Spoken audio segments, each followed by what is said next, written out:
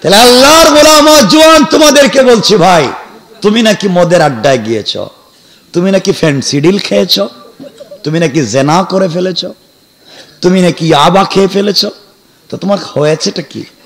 তুমি কেন লজ্জা পাচ্ছ? তুমি কি হয়েছে তোমার? আল্লাহ বলছে দূর বান্দা, গুনাহ হয়েছে তো হয়েছে, কি হয়েছে, আমার কাছাকাছি আয়, কেউ জানবে না, কেউ বুঝবে না, আমি তোকে ক্ষমা করে আমার। আর যুবক যারা ভাই, তোদেরকে বলছি ভাই, আমি তোদেরই ভাই, তোমাদের ভাষায় কথা বলছি। জওয়ানেরা, তোমরা যে শুধু প্রেম ভালোবাসা নিয়ে পড়ে রইছ, শুধু প্রেমিকারে নিয়ে আর গার্লফ্রেন্ডরে নিয়ে তোমরা প্রেম করো, তোমরা কি মনে করো আমরা প্রেম করি না? আমিও তো প্রেম করি, আমার একজন প্রেমিক আছে। তোমরা যার সাথে প্রেম করো, ওরা তো স্বার্থে ভুলে যায়, তোমাকে বাদ দিয়ে অন্য কারো সাথেও চলে যেতে পারে, টেলিফোন বন্ধ রেখে অন্য কারো সাথেও কথা বলে মিস্টেক করতে পারে, ঠিক কিনা বলো?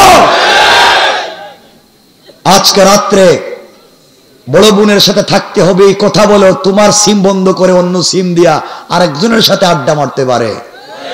কিন্তু আমি যাকে ভালোবাসি, আমি যাকে ভালোবাসি, যার প্রেমিক, তাকে যদি হাজারো মাস ভুলে যাই, যখনই মনে করে ডাক দেই, সব ব্যথা ভুলে গিয়া আবারও জড়াইয়া ধরে।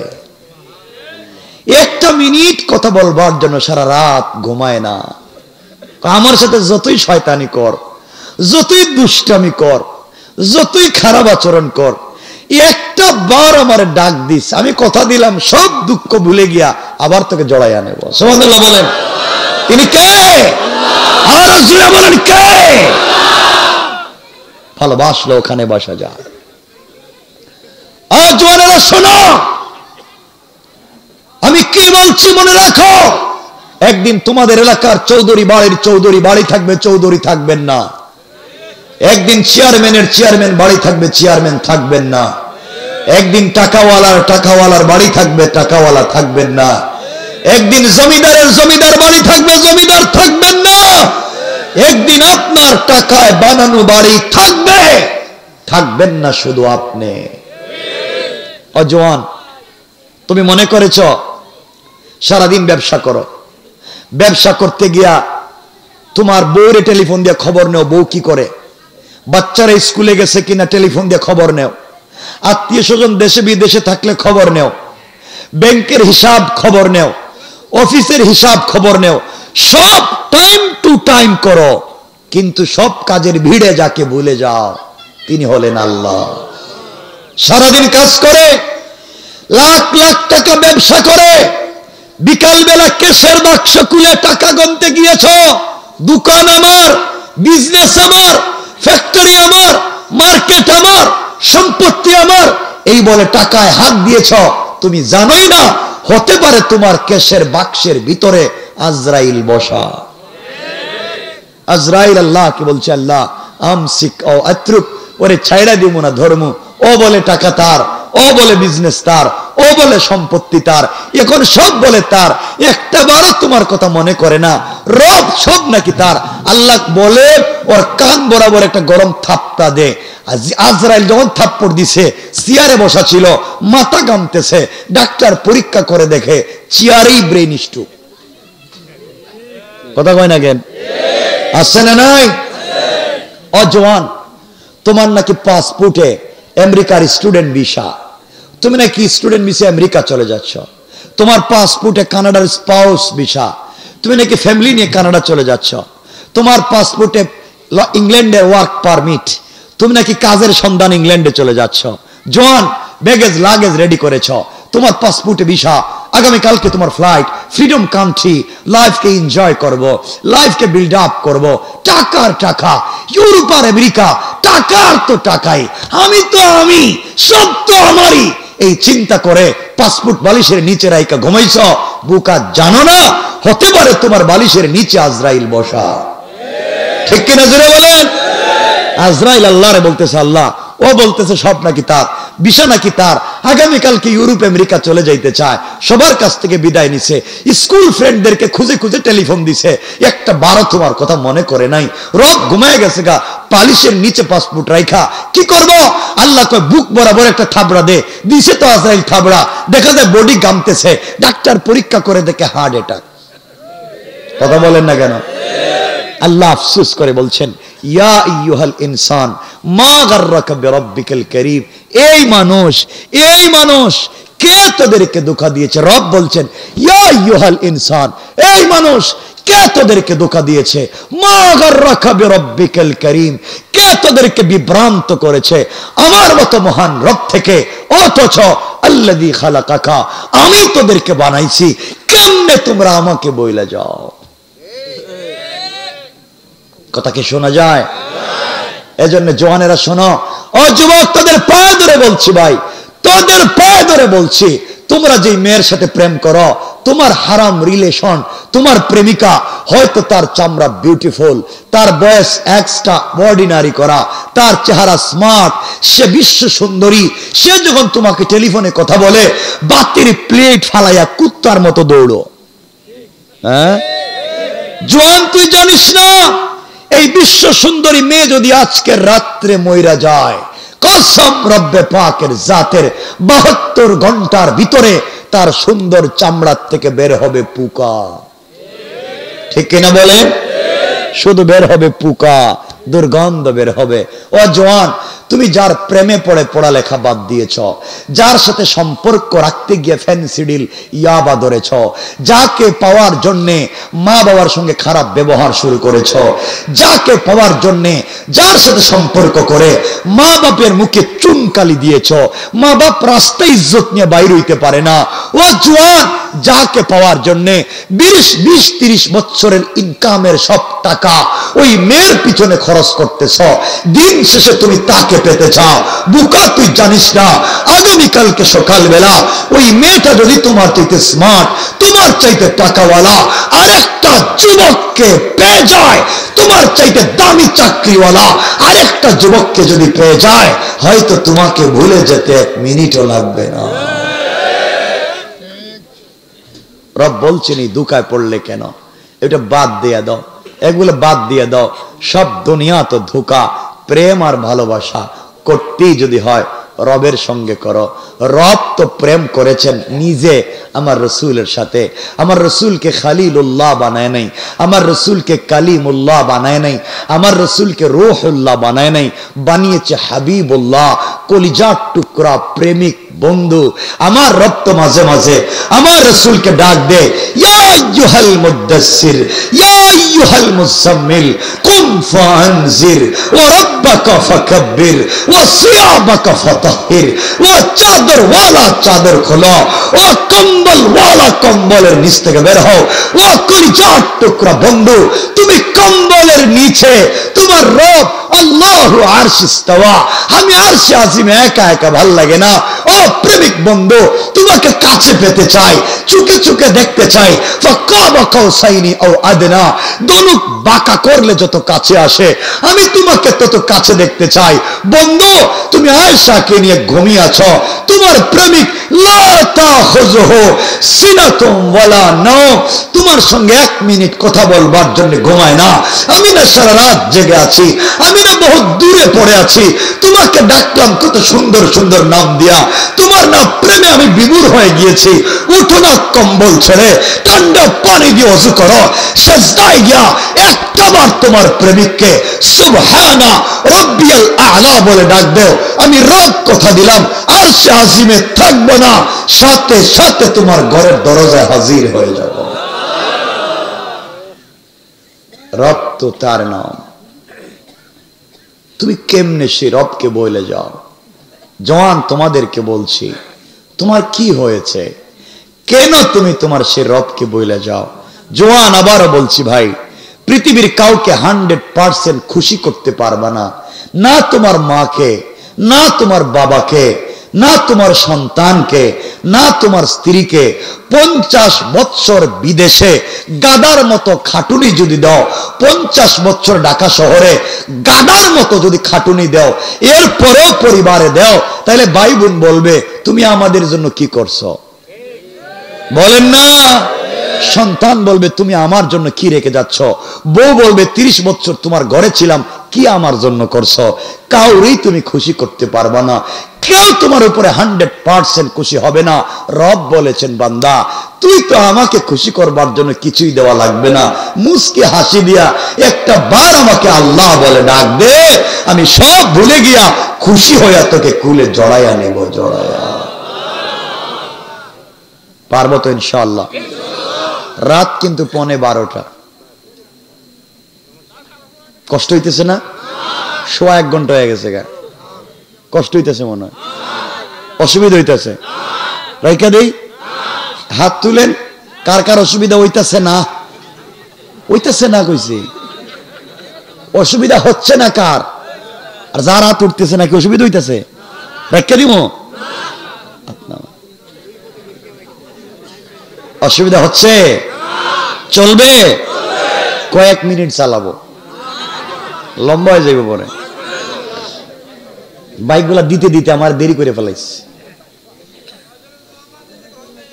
তাই ঠিক আছে, হোক, আমি না থাকলেই চলে।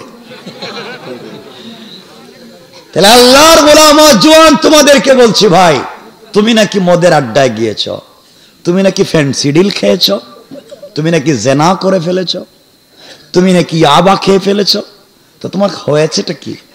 তুমি কেন লজ্জা পাচ্ছ? তুমি কি হয়েছে তোমার?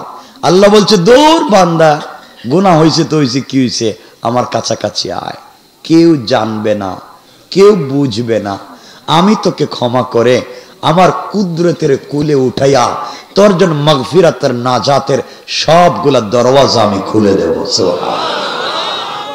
রব তো তার নাম। সুতরাং সংক্ষেপ করে করে বলি, 1 নাম্বার অহংকার করা যাবে, 2 নাম্বার গালি দেওয়া যাবে, 3 নাম্বার গুণ আমার আল্লাহ বললেন ওয়াল্লাযীনা ইয়াবিতুনা লিরাব্বিহিম সাজ্জাদান ওয়া কিয়ামা। আল্লাহ বললেন মুসলমানেরা, এই দুনিয়ার জমিনে যারা আমি আল্লাহর গোলাম দাবি করবে, আশিক রাসূল দাবি করবে, নিজেকে আমি আল্লাহর গোলাম ভাববে, আমি আল্লাহর গোলামের 3 নাম্বার গুণ হলো রুকু করবে আমার পায়ে, সিজদা করবে আমার পায়ে, সুজদা ওয়া কিয়ামা, সিজদা আমার জন্য, রুকু আমার জন্য। সুতরাং আজকালকে যারা আল্লাহ পা ছাড়া পীরের পায়ে সিজদা করে, মাজারে মাজারে গিয়া সিজদা করে, আল্লাহর কসম, আল্লাহর কসম, তারা আল্লাহর গোলাম হতে পারে না। ঠিক কিনা জোরে বলেন? এজন্য আল্লাহর গোলামের 3 নাম্বার গুণ রুকু সিজদা কার পায়ে? কিন্তু এই সমাজে কিছু লোক আছে পীরের পায়ে সিজদা দেয়, আসেনি এলাকায় কেউ? মাজারে সিজদা দেয়, হালাল না হারাম? সবাই বলেন। 4 মযহবে হারাম, 4 তরিকায় হারাম, পৃথিবীর সকল ফিকহের কিতাবে হারাম। কোন পীরের পায়ে সিজদা দেওয়া যাবে না, কোন মাজারে সিজদা দেওয়া যাবে না। রব বলেছেন ইন্নাহু মান ইউশরিক বিল্লাহ ফাকাদ হারামাল্লাহু আলাইহিল জান্নাহ ওয়া মাওয়াহুন নার ওয়া মা লিয-যালিমিন মিন আনসার। যারা শিরিক করে তাদের জন্য জান্নাত হারাম, তাদের জন্য জাহান্নাম ওয়াজিব, কিয়ামতের দিন তাদের জন্য কোনো সাহায্যকারী নাই। তাইলে আমরা শিরিক করব? বলেন না। আল্লাহর গোলামের 4 নাম্বার গুণ আমার আল্লাহ বললেন ওয়াল্লাযীনা ইয়াবিতুনা লিরাব্বিহিম সাজ্জাদান ওয়া কিয়ামা। আল্লাহ বললেন বান্দারে 3 নাম্বার গুণ হলো রুকু আমার পায়ে, সিজদা আমার পায়ে। সুতরাং আমরা সিজদা দিব কার পায়ে? 4 নাম্বার গুণ আমার আল্লাহ বললেন ওয়াল্লাযীনা ويقولون ربنا اصرف عنا عذاب جهنم إن عذابها كان غراما আল্লাহ বললেন বান্দারে 4 নম্বর গুণ হলো সাকারাত শুরু হয়ে যাওয়ার আগে, গারগারা শুরু হয়ে যাওয়ার আগে, কবরে চলে যাওয়ার আগে, মালাকুল মউত পৌঁছে যাওয়ার আগে, আজরাইল চলে আসার আগে আমার যেই বান্দা গোটা জিন্দেগির অপরাধের জন্য আমি আল্লাহর দরবারে হাত উঠাইয়া চোখের পানি ছেড়ে দিয়া আমার দেওয়া কপাল আমার কুদরতের পায়ে লাগায়া আমার দেওয়া চোখ থেকে পানি ছেড়ে দিয়া আমার দেওয়া জবান দিয়ে আমাকে আল্লাহ বলে ডাক দিবে, আমি আল্লাহ কথা দিলাম বান্দারে, আমি আল্লাহ সাথে সাথে আমার বান্দাকে ক্ষমা করে জান্নাতি বলে ফয়সালা করে দিতে আমি আল্লাহ 1 মিনিটও দেরি হবে না। পড়েন সুবহানাল্লাহ। ও বান্দা, গুনাহ হয়ে গিয়েছে, গুনার কাজ করে ফেলেছো, আল্লাহ রাব্বুল ইজ্জত ওয়াল জালাল বলেছেন বান্দা গুনাহ হয়ে গিয়েছে, আমি আল্লাহর দিকে ফিরে আসো। ও বান্দা, তুমি তোমার সন্তানের জন্য যা করে যাচ্ছ, রাত দিন কাজ করতেছো, নামাজ পড়ো না, আল্লাহর ইবাদত করো না, শুধু টাকার পিছনে দৌড়াও। যাদের জন্য বাড়ি গাড়ি করে যাইবা, তোমার বাড়িতে আরেকজন ঘুমাবে, তোমার অফিসের চেয়ারে আরেকজন বসবে, তোমার গাড়ি নিয়ে আরেকজন দৌড়াবে, শুধু তুমি থাকবে না। রব বললেন বান্দারে আমার কথা হয়তো তোমার বিশ্বাস হচ্ছে না, কেন দুনিয়ার পিছনে দৌড়াও, কেন দুনিয়াকে দুনিয়া মনে করলাম। ও বান্দা, দুনিয়ার পিছনে দৌড়াও, আমি আল্লাহর কথা মনে করলাম না। এমন একদিন আসতেছে যেই দিন কেউ তোমাকে বাঁচাতে পারবে না। আমার আল্লাহ কোরআনে কারীমের সূরা আল মাআরিজের 8 নম্বর আয়াত থেকে বললেন ইয়াউমা তাকুনুস সামাউ কালমুহুল, যেই দিন বিগলিত তামার মতো ফুটা ফুটা হয়ে পড়বে। ওয়া তাকুনুল জিবালু কালআইহিন, যেই দিন পাহাড়গুলা রঙিন সুতার মতো উড়ে যাবে, ওই দিন বুঝবে বান্দা দুনিয়া যা বলেছিলাম কতটুকু সত্য। এরপরে রাতে আমার আল্লাহ বললেন ওয়ালা ইয়াসআলু হামিমুন হামিমা, আল্লাহ বললেন বান্দারে ওই দিন বুঝবে কলিজার টুকরা বন্ধু পর্যন্ত বন্ধুর খবর নিবে না। ও বান্দা, তুমি মনে করেছো যে সন্তানকে লালন পালন করলা, যেই সন্তানের চাকরি বাকরির ব্যবস্থা করলা, যেই সন্তানের জন্য বাড়ি গাড়ি করে গেলা, যেই সন্তানকে তুমি এডুকেটেড বানায়া গেলা, যেই সন্তানকে স্বয়ং সম্পূর্ণ করলা, ওই সন্তান কিয়ামতের দিন তোমার কাজে আসবে। আমার আল্লাহ বললেন ইউবাসসিরুনাহুম ইয়াওয়াদ্দুল মুজরিমু লাউ ইয়াফতাদি মিন আযাবি ইয়াউমিইযিন বিবানি। আল্লাহ বললেন বান্দারে কলিজার টুকরা সন্তান পর্যন্ত কাজে আসবে না।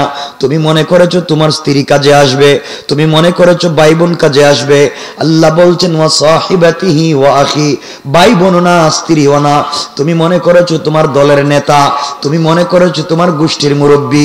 আমার আল্লাহ বললেন ওয়া ফাসিলাতিহিল্লাতী তুআওয়ি, তোমার দলের নেতাও না, তোমার গোষ্ঠীর মুরব্বী না। তুমি মনে করেছো আসমান জমিনের সম্পত্তি তোমার কাজে আসবে। আমার আল্লাহ বললেন ওয়ামান ফিল আরদি জামিআন সুম্মা ইউনজি, পৃথিবীর সব সম্পত্তি আমাকে দান করে নিজের নাজাত চাইবা।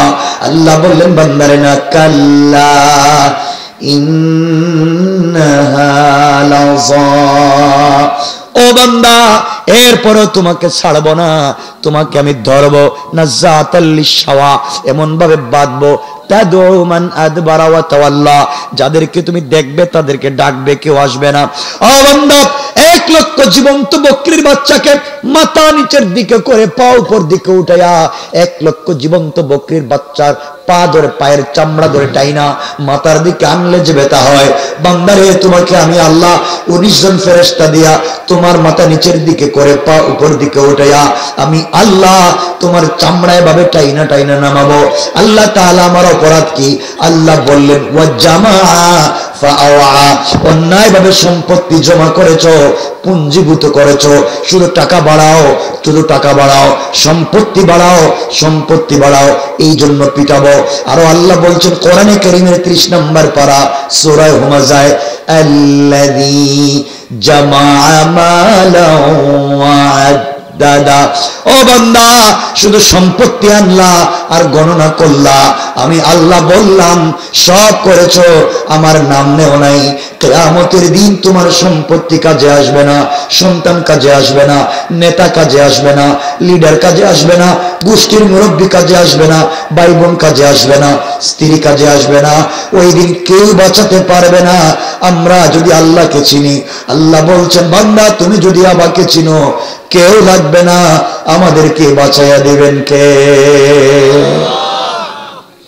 কষ্ট হচ্ছে? 12টায় রেখে দিব, তাহলে একবারে 12টায় রেখে দিব। 12টায় কোনো কথাই না,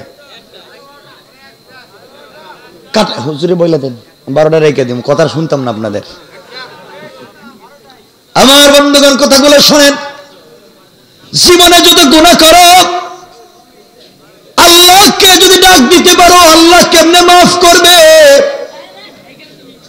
আল্লামা জুলফিকার নকশবন্দি খুতুবাতে জুলফিকারে চমৎকার করে তিনি বলেছেন, মুসা কালিমুল্লাহর জামানায়, মুসা আলাইহিস সালাতু ওয়াস সালামের জামানায়, কথাগুলো শোনেন, আল্লাহর পয়গম্বর মুসার জামানায় কেউ যদি গুনার কাজ করে, অন্যায় করে, নাফরমানি করে, গুনার কাজ করলে ফজরের সময় দরজার ভিতরে লেখা হয়ে যায় আপনি কি ধরনের গুনাহ করছেন, কার সাথে কি করলেন।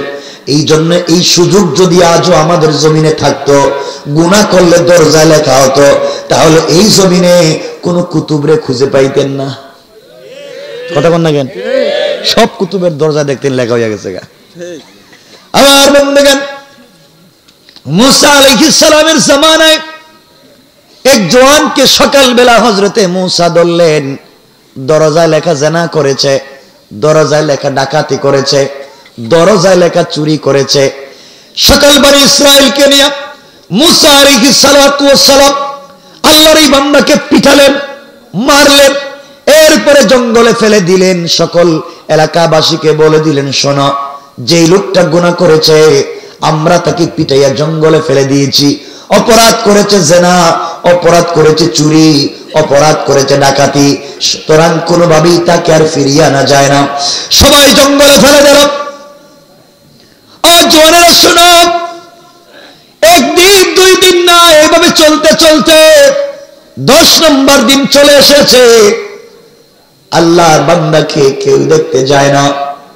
আশ্চর্য হয়ে গিয়েছে, কি রে, আমি যাদের জন্য চুরি করে বাড়ি বানালাম, আমি যাদের জন্য চুরি করে খাওয়ালাম, আজ তো কেউ আমার দেখতে আসলো না। যেই সন্তানদেরকে ডাকাতি করে লালন পালন করলাম, আজ আমার বাড়িতে থাকে, আমাকে দেখতে আসলো না। যে স্ত্রীকে ভালো রাখবার জন্য চুরি করলাম, আজ তারা চুরির টাকা নিয়ে তারা আনন্দে কাটায়, আমাকে দেখতে আসলো না। আমার বন্ধু বান্ধব আসলো, আমার মা বাবা মাকে দেখতে আসলো না। চুরি করে ডাকাতি করে বাড়ি বানিয়েছি, সম্পত্তি জমা করেছি, সব তো তারা বুক করে, আমাকে কেউ দেখতে আসলো না। 1 গ্লাস পানি পর্যন্ত আমাকে কেউ দিল না। এইভাবে 10 দিন যখন ট্রাই করেছে, কেউ আসলো না। 10 নম্বর দিন সাকারাত শুরু হয়ে গেছে, আর বাঁচবে না। এবার চিৎকার করে কান্না করে আল্লাহকে ডাক দেয়া বলেছে, আল্লাহ অপরাধ করেছি, অন্যায় করেছি, চুরি করেছি, ডাকাতি করেছি, আল্লাহ তাআলা কেউ তো আমাকে দেখতে আসলো না। যাদের জন্য চুরি করলাম, যাদের জন্য ডাকাতি করলাম, যাদের জন্য নাফরমানি করে সম্পত্তি জমা করলাম, ওরা আমার টাকায় বাড়িতে ঘুমায়, আমার টাকায় বিছানায় ঘুমায়, আমার সম্পত্তি বুক করে। আয় আল্লাহ, 10 দিন হয়ে গেল জঙ্গলে, একটা লোক এসে দেখাও গেল না, এক গ্লাস পানিও দিল না। আমার তো সাকারাত শুরু হয়ে গিয়েছে, জিহ্বা বের হয়ে যায়, কলিজা শুকিয়ে যায়, আমি তো মরে যাব, কেউ দেখলো না। আয় আল্লাহ তাআলা, বুঝতে পেরেছি এই মুহূর্ত পর্যন্ত তুমি আমাকে ভুলে যাও নাই। আমার অক্সিজেন চালু রেখেছ, আমার হায়াত বাকি রেখেছ, আমার দিমাগকে ভালো রেখেছ, আমার সুস্থ ব্রেইন এখনো রেখে দিয়েছ। সবাই ভুলে গিয়েছে, তুমিও পারলে আমাকে ভুলে গিয়ে আমাকে নষ্ট করে দিতে পারতে। আয় আল্লাহ তাআলা, আমি বুঝতে পেরেছি যাদের জন্য চুরি করলাম, ডাকাতি করলাম, এত গুনার কাজ করে সম্পত্তি জমা করলাম, কেউ যখন আমাকে চিনল না, আমি মৃত্যুর সময় তওবা করলাম। আল্লাহ, জীবনে যত অন্যায় করেছি সাকারাতের আগে তওবা করলাম, ক্ষমা করে দাও। আমি যদি মরে যাই আমার তওবাকে কবুল করে নাও। আমি যদি বেঁচে যাই ওয়াদা দিলাম আর জীবনে কোনোদিন হারাম কাজ করবে না। কথা বলতে বলতে এক পর্যায়ে আল্লাহর বান্দা ইন্তেকাল করেছে। আল্লাহর বান্দা ইন্তেকাল করেছে। গভীর রাতে আল্লাহ তাআলা মুসা আলাইহিস সালাতু ওয়াস সালামকে ঘুম থেকে উঠালেন। আল্লাহ তাআলার কাছে মুসা বলছেন, আল্লাহ কেন তুমি আমাকে এত রাত্রে ঘুম থেকে উঠালা? আল্লাহ বললেন, মুসা, অমুক জঙ্গলে আমার একজন কলিজার টুকরা প্রিয় জান্নাতুল ফিরদাউসের বাসিন্দা বান্দা ইন্তেকাল করেছে, তার জানাজায় যাও, তার কাফন দাফনের ব্যবস্থা করো, তাকে গোসল করাও। মুসা আলাইহিস সালাম বলছেন, আল্লাহ তাআলা আমি জানি না, আমি জানতে পারলাম না এত বড় বুজুর্গ তোমার ওলিকে যে জঙ্গলে পড়ে আছে, জান্নাতুল ফিরদাউসের বাসিন্দা, আয় আল্লাহ আমি কি একা একা যাব? আল্লাহ বললেন, মুসা না, একা গেলে চলবে না, তুমিও যাও, তোমার বনি ইসরাইল সঙ্গে নিয়ে যাও। আল্লাহ তাআলাকে মুসা বলছেন, ও আল্লাহ তাআলা, আমি যদি বনি ইসরাইল নিয়ে যাই, আপনি জানেন তো আমাকে কার নবী বানাইছেন? বনি ইসরাইল তো বাকিতে বিশ্বাস করে না। এত রাত্রবেলা ঘুম থেকে উঠে তারা জানাজায় যাবে, ফিরি ফিরি যাবে না, কিছু দেওয়া লাগবে, বাকিতে যাবে না, নগদ কিছু পাইলে তারা ঘুম থেকে উঠবে, জানাজায় যাবে। আল্লাহ ডাক দিয়া বললেন, মুসা রে, আমি কথা দিলাম যারা আমার এই বান্দার জানাজায় শরীক হবে আমি আল্লাহ তাদের সবাইকে মাফ করে দিলাম। মুসা ঘোষণা করে দিলেন, যারা হাঁটতে পারে না কাদের উপরে বর করে তারা পৌঁছে গেল। জঙ্গলে যাওয়ার পরে খুঁজতে লাগলেন আল্লাহর জান্নাতুল ফিরদাউসের বাসিন্দা বান্দা। খুঁজতে খুঁজতে কাউকে পেলেন না। মুসা খুঁজতে খুঁজতে সামনে গিয়ে দেখে 10 দিন আগে যেই লোকটাকে জেনার দায়, চুরির দায়, ডাকাতির দায় পিটাইয়া গ্রাম থেকে বের করে জঙ্গলে ফেলে দিয়েছিলেন, ওই লোকটা মরে পড়ে আছে। আল্লাহর কাছে ডাক দিয়া বলছেন, আল্লাহ তাআলা আপনারা বললেন আপনার জান্নাতি বান্দা মারা গিয়েছে, ওই বান্দাটা কোথায় খুঁজে পাচ্ছি না। আল্লাহ বললেন, তোমার সামনে যে লাশ, এটাই তো জান্নাতুল ফিরদাউসের বাসিন্দার লাশ। আয় আল্লাহ, এরা তো চোর, ডাকাত, জিনাকার, সে কেমনে জান্নাতি হলো? আল্লাহ বললেন, মুসা রে, তুমি জানো না, তুমি যা বলেছো তা সত্য, আমিও যা বলেছি তা সত্য। মুসা বলছেন, আল্লাহ তাআলা আপনি আমাকে বেইজ্জত কইরেন না। ময়দানে তিহে 40টা বছর ঘুরাইছেন বনি ইসরাইল দিয়া, আর বেইজ্জত কইরেন না। ও মুনিব, সুর কেমনে ওলি হয়ে গেল, ডাকাত কেমনে বুজুর্গ হয়ে গেল, জিনাকার কেমনে জান্নাতুল ফিরদাউসের বাসিন্দা হলো? আল্লাহ বললেন, মুসা রে জওয়ান, আজ 1 ঘন্টা আগে এমন গুনাহগার ছিল, 10 দিন হয়ে গেল কেউ দেখতে আসলো না, দুনিয়ার সবাই ভুলে গিয়েছে। এই অবস্থায় যখন আমি আল্লাহর কথা স্মরণ করেছে, হায়াতে জিন্দেগি বাকি, সাকারাত শুরু হওয়ার আগে আমাকে মনে করেছে। আমি আল্লাহ বুঝতে পেরেছি দুনিয়ার কেউ যখন তাকে মনে রাখলো না, আমি আল্লাহ তো ভুলে যেতে পারি না।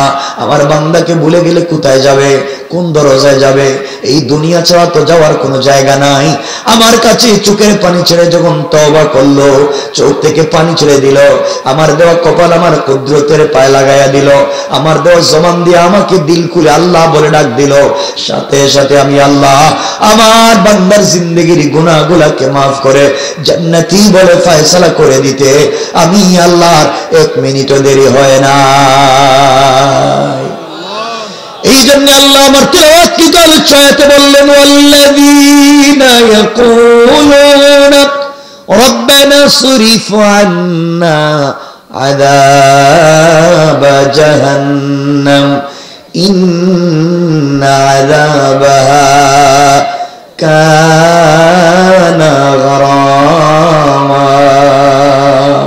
আল্লাহ বললেন বান্দারে সাকারাত শুরু হয়ে যাওয়ার আগে, গারগারা শুরু হয়ে যাওয়ার আগে, কবরে চলে যাওয়ার আগে, মালাকুল মউত পৌঁছে যাওয়ার আগে, আজরাইল চলে আসার আগে আমার যেই বান্দা গোটা জিন্দেগীর অপরাধের জন্য আমি আল্লাহর দরবারে হাত উঠাইয়া তওবা করবে, পৃথিবীর কেউ মাফ করে দিতে না পারে বান্দারে, সবাই তোমার জন্য দরওয়াজা বন্ধ করে দিতে পারে, মা বাপ তোমাকে ত্যায্য পুত্র করতে পারে, গ্রামের মানুষ অন্যায়ের জন্য গ্রাম থেকে বের করে দিতে পারে, কোন পীর তার মুরিদকে খানকা থেকে বের করে দিতে পারে, কোন রাষ্ট্র তার নাগরিককে দেশ থেকে তাড়াইয়া দিতে পারে, কিন্তু বান্দা এতগুলো অপরাধের পরে যখন তুমি আমাকে আমার নাম ধরে ডাক দিবা, চোখের পানি ছেড়ে দিবা, আমি তোমাকে তাড়াইয়া দেওয়ার জায়গা নাই, আমার জমিন ছেড়ে ভাগবারও তোমার কোনো জায়গা নাই, তাওবা করতে দেরি হবে, আমি আল্লাহ তোমাকে মাফ করে আমার কুদরতের কুলে উঠাইয়া নাজাত আর মাগফিরাত রাহমাত বারাকাতের দরওয়াজা খুলে দিতে আমি আল্লাহ 1 মিনিটও দেরি হবে না।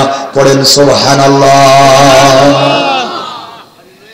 আল্লাহর গোলামের 1 নম্বর গুণ অহংকার করা যাবে না, 2 নম্বর গালি দেওয়া যাবে না, 3 নম্বর রুকু সিজদা কার পায়ে, 4 নম্বর তওবা করব কার কাছে, কে মাফ করে দিবেন, আল্লাহ। এই 4 গুণ অর্জন করলে রাসূল পাক বলছেন দাখালাল জান্নাতা বিসালাম, মরলে দারুস সালাম নামক জান্নাতে পৌঁছে দিবেন। দারুস সালাম নামক জান্নাতটা কি, এই জান্নাতের কন্ডিশন কি, কেনই বা এই জান্নাত দিবেন, এগুলা রাইখা দিলাম। 12টা 2 মিনিট হয়ে গেছে, আর কথা হবে না, আলোচনা অনেক লম্বা, আর জামুই না সামনে, কই গেল না, হবে না, আরে শোনেন না, খালি হবে হবে, কি হবে, হবেটা কি, আর যা হয়েছে এটাই মানেন না, আর না 12টা গেছে, 12টার পরে আর কথা বলা যাবে না। এজন্য বসেন, আলহামদুলিল্লাহ আপনারা বসে আছেন, এটা ভাল লাগতেছে যে এত রাত পর্যন্ত শীত আপনারা বসে রয়েছেন। আমি যে কথাগুলো বলছি মুসলমানেরা শোনো, প্রথমে বলছি সামাজিক অবক্ষয়, এরপরে বলছি বেঁচে থাকার পথ এবং পদ্ধতি 4 গুণ, এর মধ্যখানে বলছি যুবকদেরকে আল্লাহর সাথে সম্পর্কের কন্ডিশন। এই 3টা কথা যদি মানেন জিন্দেগি কামিয়াব হয়ে যাবে ইনশাআল্লাহ। বলেন না ইনশাআল্লাহ। আলোচনা অনেক লম্বা হয়ে যাবে, বিদায় আর সামনের দিকে নিতে চাচ্ছি না। এখন যদি একটা একটা গুণ দিয়ে আলোচনা করি, অহংকার করলে হবে কি, অহংকার ছেড়ে দিলে লাভ কি, আপনাদেরকে বুঝাতে হবে। 2 নম্বরে আল্লাহর পা ছাড়া অন্যের পায়ে সেজদা করলে বিপদ কি, আল্লাহর পায়ে সেজদা দিলে উপকার কি। 3 নম্বরে বলছি, 2 নম্বরে বলছি গালি দিলে, এখন যদি বলি গালি দিলে সমস্যা কি, আর গালি না দিয়ে সবর করলে ফল কি, তো এক একটা বিষয় তো বহুত লম্বা লম্বা হয়ে যায়। আমি শুধু নাম বইলা বইলা আজকে গেলাম, পূর্ণাঙ্গ আলোচনা রাইকা দিলাম, সংক্ষিপ্ত থাইকা জায়গা। আমার জন্য দোয়া চাই, আপনাদের জন্য দিল থেকে দোয়া থাকলো। আপনাদের 1 মিনিট সময় দিলাম, 1 মিনিট, চাইলে কোনো প্রশ্ন থাকলে আমাকে করতে পারেন, যদি কারো জানার থাকে কিছু আমাকে প্রশ্ন করতে পারে, নাই আমরা দোয়া করে দেব। اللهم صل على محمد وعلى آل محمد كما صليت على إبراهيم وعلى آل إبراهيم إنك حميد مجيد اللهم بارك على محمد وعلى آل محمد كما باركت على إبراهيم وعلى آل إبراهيم إنك حميد مجيد استغفر الله إن الله غفور رحيم استغفر الله الذي لا إله إلا هو الحي القيوم وأتوب إليه لا حول ولا قوة إلا بالله